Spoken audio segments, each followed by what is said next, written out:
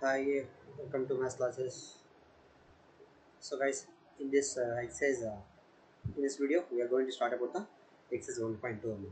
Exercise 1.2 sums చూద్దాము ఓకేనా సరే స్టార్ట్ చేద్దాము ఎక్సైజ్ 1.2 వచ్చేసరికి సమ్స్ చాలా ఇంపార్టెంట్ మీకు ఫైనల్ ఎగ్జామినేషన్లో కంపల్సరీ అడుగుతుంటాడు చాలా చాలా ఇంపార్టెంట్ సమ్స్ ఓకే స్టేట్ బోర్డులో అయితే కంపల్సరీ మీకు ఎస్ఏ క్వశ్చన్ కంపల్సరీ ఉంటుంది 8 మార్క్స్ సమ్స్కి అది కూడా ఇదిగో ఈ రూట్ 5 సమ్ చూస్తారు చాలా చాలా ఇంపార్టెంట్ సమ్ అన్నమాట రైట్ చూద్దాం రండి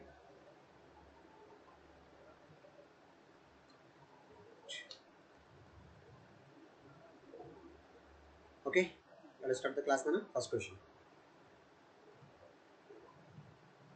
Prove that root 5 is irrational. Very important sir. Root 5 అవ్వచ్చు రూట్ 2 అవ్వచ్చు రూట్ 3 అవ్వచ్చు ఇలా చాలా మోడల్స్ ఉన్నాయి అంటే అన్ని సేమ్ ఒకటే విధానం నంబర్స్ మారుతాయి అంతే నేను రూట్ 5 డిస్కస్ చేస్తాను జాగ్రత్తగా అర్థం చేసుకోండి రైట్ స్టార్ట్ చేద్దామండి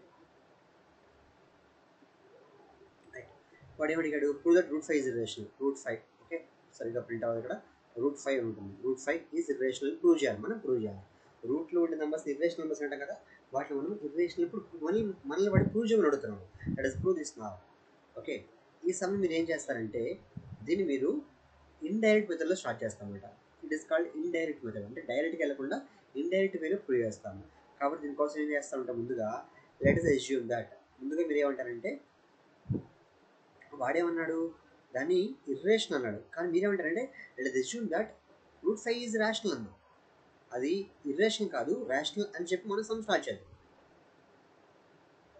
అర్థమైందా దీన్నే ఇండైరెక్ట్ వే అంటాం అంటే వాడు ఏదైతే చెప్తాడో ప్రూవ్ చేయమని దానికి రివర్స్లో వెళ్తాం అనమాట వాడు ఇర్రేషనల్ ప్రూవ్ చేయమని చెప్పాడు మీరు రేషనల్ తీసుకుని సమ్ స్టార్ట్ చేయండి మనకు తెలుసుగా రేషనల్ నెంబర్ అంటే ఎలా ఉంటుందమ్మా రేషనల్ నెంబర్ ఎప్పుడు తీసుకున్నా సరే అది ఏ బై బి ఫామ్లో ఉంటుంది ఏ బై బి అనే ఫామ్లో ఉంటుంది ఇక్కడ రాయాలి వే ఇక్కడ ఏ కమ బి అంటే ఏ కమ బి ఆర్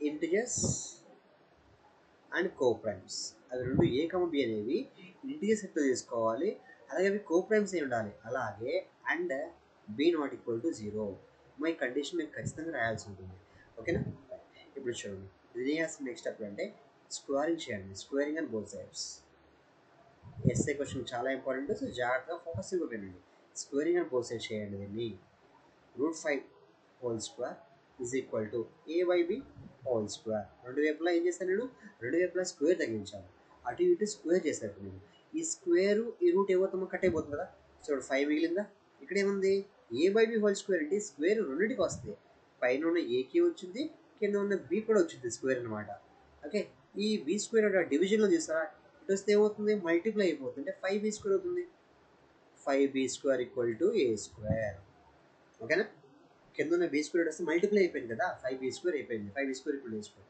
దీన్ని ఇలా తిప్పి వస్తాం మళ్ళీ నేను రాసుకున్నాం a square equal to 5b square అంటే ఇక్కడ మీనింగ్ ఏంటి ఏ స్క్వేర్ అనే ఒక నెంబర్ ఉంది అది 5 ఇంటూ సంథింగ్ అని ఉంది అంటే మీనింగ్ ఏంటి there four a square is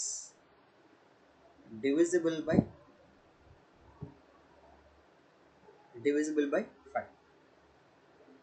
therefore a is also divisible by 5 let's do one thing ఈ స్టెప్ రాద్దాం ఇక్కడ రాయండి కొంచెం ఈజీగా ఉంది స్టెప్ని కొంచెం మనం సింప్లిఫై చేస్తున్న స్టెప్ నేను స్టెప్ని కొంచెం సింప్లిఫై రాస్తున్నాను కోసం therefore 5 is a fact 5 divides a square as well as a also ఇక్కడ 5 divides A square equal to 5 into something అంటే 5 టేబుల్లో నీకు ఏ స్క్వేర్ పేరు ఏంటంటే 5 డివైడ్స్ ఏ స్క్వేర్ స్క్వేర్ డివైడ్ చేస్తే ఆటోమేటికల్ దాని యొక్క రూట్ కూడా డివైడ్ చేస్తుంది అంటే ఏ కూడా డివైడ్ చేస్తుందన్నమాట 5 అనేది ఏ స్క్వేర్నే కాదు 5 అనేది ఏ స్క్వేర్నే కాదు 5 అనేది ఏని కూడా డివైడ్ చేస్తుంది రాశాను అర్థమైందా మీనింగ్ మీకు ఓకే సింపుల్గా రాస్తాను కోసం అర్థం కావాలి ఇప్పుడు దీని నుంచి మీకు ఇప్పుడు మీనింగ్ ఏంటి లెట్ ఇక్కడ ఏ అనేది 5 టేబుల్ పోతుందంటే ఏ అనేది 5లో పోతుందంటే ఏ ఈక్వల్ టు 5 ఇంటూ సంథింగ్ ఒక 5 ఇంటూ సంథింగ్ ఏదో అయి ఉండాలి 5c అయి ఉండాలి 5 ఇంటూ ఒక నెంబర్ ఏదో ఒకటి కేను పీను వాటర్ టేక్ సంథింగ్ ఇక్కడ ఏబీ తీసుకున్నా కాబట్టి కంటిన్యూషన్లో సి తీసుకున్నాం అంతే ఏమీ లేదు ఓకే ఇక్కడ వాడు చెప్పిన ప్రకారం ఏ అనేది నీకు 5తో డివిజిబుల్ అవుతుంది కాబట్టి అది 5 ఇంటూ సంథింగ్ అవ్వాలి ఏ ఈక్వల్ టు 5c తీసుకున్నాం సో ఇప్పుడు ఏం చేద్దామంటే దీన్ని అమ్మ ఇందాక వచ్చిన ఇక్కడ ఈక్వేషన్ 1 తీసుకోండి ఓకే ఇక్కడ చూడండి లెటర్స్ ఇక్కడ ఏం చేద్దాము స్క్వేరింగ్ చేద్దాం రెండు వైపులా స్క్వేరింగ్ చేయండి అన్నమాట. స్క్వేరింగ్ అని బోత్ సైడ్ చేస్తారు రెండు వైపులా. ఏ ఈక్వల్ టు ఏముంది ఇక్కడ, ఏ స్క్వేర్. ఇటు కూడా మీకు ఏముంది 5c కదా, దీన్ని కూడా స్క్వేర్ చేయండి. రెండు వైపులా స్క్వేర్ చేశాను, అర్థమైందా? ఓకే, నెక్స్ట్ చూడండి. So a square equal to పైన రాసాం దాకా ఏ స్క్వేర్ ఈక్వల్ టు ఏమన్నామా 5c హోల్ స్క్వేర్ ఉంది కదా, అంటే a square equal to 5 square ఎంత 25c స్క్వేర్. దీని ఈక్వేషన్ 2 అనుకోండి. ఇందాక మీరు సరిగ్గా గుర్తుపెట్టుకుంటే ఇక్కడ ఈక్వేషన్ 1 ఏమని చూడండి, a square equal to 5b square. ఇక్కడే ఉంచండి a square equal 25c square. అక్కడ ఈక్వేషన్ 1 ఈక్వేషన్ 2లో మీరు సరిగ్గా అబ్జర్వ్ చేస్తే ఏ స్క్వేర్ అనేది కామన్గా ఉంది, ఇక్కడ ఏ స్క్వేర్ కామన్గా ఉంది. సో ఏ స్క్వేర్ తీసేయండి, ఇక్కడ ఏం మిగిలిపోయింది, ఇంకా 5b స్క్వేర్ ఉంది. మరి ఇక్కడే ఉంది, ఇక్కడ ఇంకా 25c స్క్వేర్ ఉంది. ఏ స్క్వేర్ తీసేసి మిగిలింది రాశాను నేను, అర్థమైందా?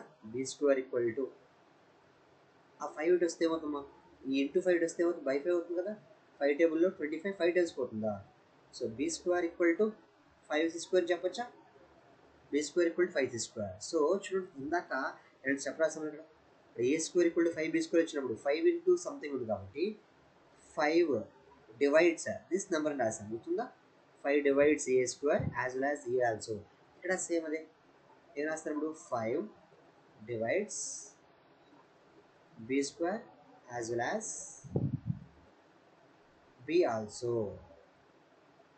అంటే ఇక్కడ 5 అనేది b స్క్వేర్నే కాదు, bని కూడా డివైడ్ చేస్తే రాస్తాం అన్నమాట. సో ఏం చెప్పచ్చు, ఇందాక చూసుకుంటే a అనేది 5 చే డివైడ్ చేయబడింది, ఇక్కడ b కూడా 5 చే డివైడ్ చేయబడింది. So a and b have common factor. ఏంటో కామన్ ఫ్యాక్టర్, ఏ బి ఏ టేబుల్లో పోతుంది కామన్ ఫ్యాక్టర్ వాడు చెప్పిన ప్రకారం 5లో పోతుంది. ఓకే సార్, ఇప్పుడు చూడండి సార్, ఫస్ట్ స్టార్టింగ్లో మనం ఏం చేస్తామంటే యాక్చువల్గా ప్రూవ్ చేయమని ఇర్రేషనల్, కానీ నేనేం చేశాను, కాదు రేషనల్ అని చెప్పి సమ్ స్టార్ట్ చేశాను. ఇక్కడ కండిషన్ రాసి చూడండి, a comma b are radius and coprimes. Coprimes అంటే మీనింగ్ మీకు స్టార్టింగ్లో డిస్కస్ చేశాను. కో ప్రైమ్స్ అంటే కామన్ ఫ్యాక్టర్ లేకపోవడం, అంటే ఏబి అనేది ఏ కామన్ టేబుల్లో పోదు, ఒక 1 టేబుల్ తప్ప. కానీ ఇక్కడ నీకే వచ్చింది, ఏబి హ్యావ్ కామన్ ఫ్యాక్టర్ 5 అని వచ్చింది. ఏబి అనేది 1 టేబుల్ కాకుండా వేరే నెంబర్ అంటే 5 టేబుల్లో కూడా పోతుంది వచ్చింది, అంటే ఇవి కోప్రైమ్స్ అవ్వ అప్పుడు మీనింగ్. సో ఇప్పుడు నీకు ఏమొచ్చింది, తప్పు వచ్చింది అనమాట. It is contradiction. It is a contradiction to, contradiction అంటే మీనింగ్ ఆపోజిట్. దేనికి ఆపోజిట్ వచ్చింది, to our assumption.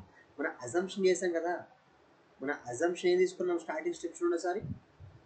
Let us assume that root 5 is irrational. root 5 is rational number అనే అజంప్షన్కి కాంట్రడిక్షన్ ఆపోజిట్గా వచ్చింది. ఎందుకు అంటే మనం తీసుకుని తప్పు కాబట్టి. So our assumption is wrong.